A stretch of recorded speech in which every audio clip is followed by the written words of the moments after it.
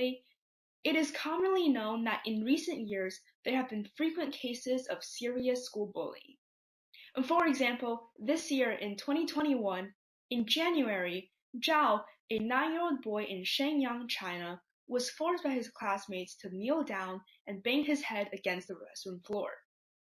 In February of this year, an 18-year-old high school girl in Shanxi province, China, jumped off the 4th floor and died after a failure to rescue her in time. She was suspected of being verbally abused by her classmates over a long period of time. In March, the 15-year-old Riley Basford in Postham, New York, committed suicide after receiving a cyber threat. Shortly before her suicide, an unidentified social media user threatened if she did not pay $3,500, Riley's nude photos would be posted onto the internet. In April, Lao, an 8th grade student in Lingyun County, China, gathered everyone to beat a middle school student named Lu, causing Lu to be severely injured. In May, a girl from New Hampshire in the United States was verbally and physically abused by her classmates on the school bus because of her speech disorder. After careful investigation, it was found that the bullying began from kindergarten and continued until middle school. These real cases tell us that bullying often happens right around us.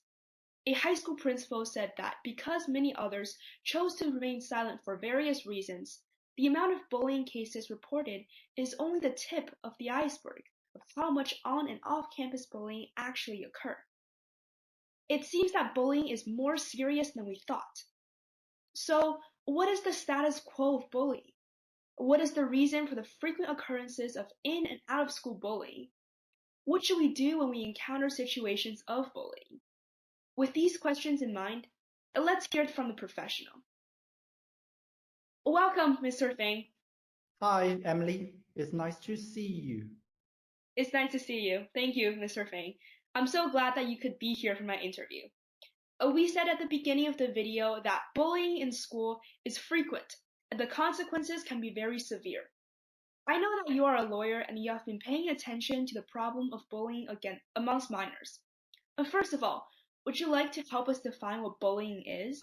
In general, an aggressive behavior between students meeting the following three aspects: intentionalness, repeatedness over time, and imbalance of power will be classified as school bullying, whether it occurs on campus or not.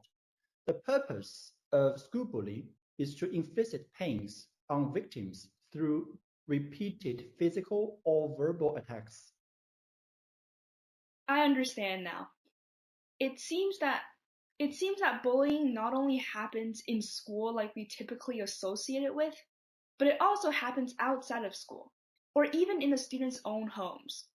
In a way, this kind of renews my understanding of bullying. Nowadays, everyone generally believes that the problem of on-campus bullying is very serious. So, what is the current situation of on-campus bullying like? Can you elaborate on that?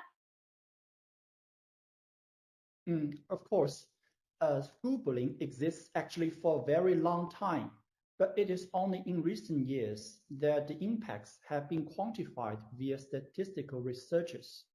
According to UNESCO, more than 1/3 students around the world are involved in physical attacks with their classmates every year. In Europe and North America, psychological bullying is the most common form of bullying, whereas in other regions, physical bullying is more common. In addition, about 1 in 10 children worldwide have been affected by cyberbullying. Boys are more likely to suffer physical bullying than girls, and girls are more likely to undergo psychological bullying. Moreover, compared to boys, girls are more likely to be bullied because of their appearances. Boys and girls are equally exposed to sexual bullying. However, in the Caribbean area, the Middle East, and North America, girls are more likely to suffer sexual bullying, while in Asia, Central and South America, Oceania, and other regions, boys are more likely to be the victims of sexual bullying. Thank you, Mr. Fang. So, according to your introduction, it seems that 1 out of every 3 students has encountered physical bullying. And physical bullying is just one form of the many forms of bullying. It seems that bullying is indeed very common. However, it doesn't seem to be very prominent in students' daily lives. Why is that? Because of silence. According to the statistics, about 33% of victims of school bullying choose to keep their mouth shut.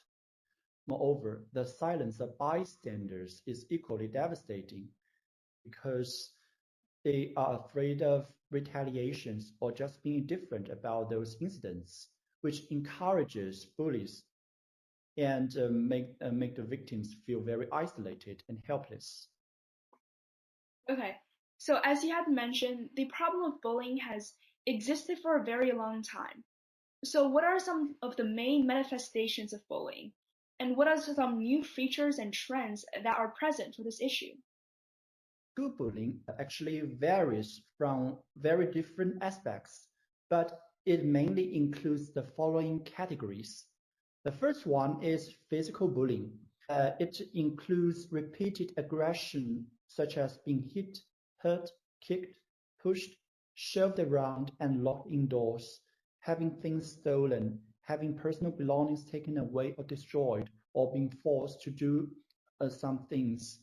Typical phenomena includes being forced to take off their clothes off, eating rotten foods, rowing in public, or performing embarrassing or indecent gestures.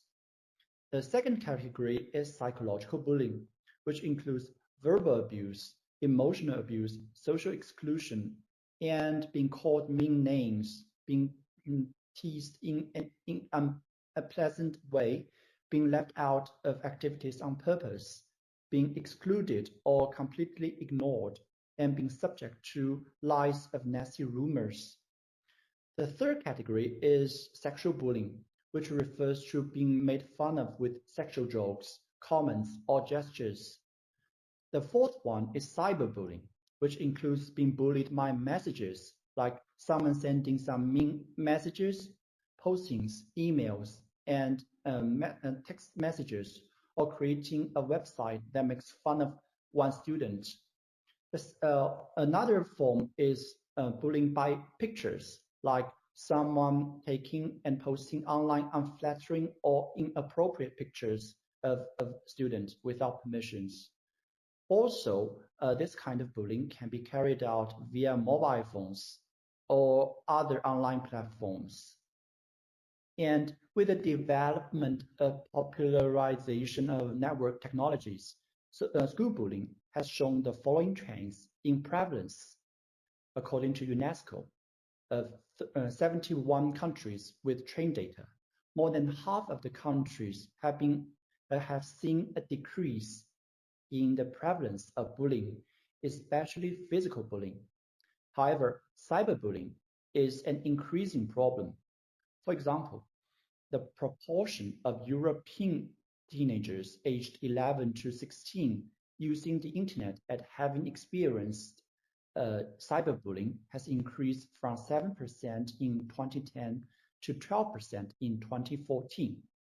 Also, the white paper report on the innovation and development of the protection of minors' rights and interests 2009 to 2019, issued by Beijing No.1 Intermediate People's Court, also points out that with the development of self-media and popularization of mobile phones, nearly half of school bullying have developed into cyberbullying, malicious information spread online, and network violence.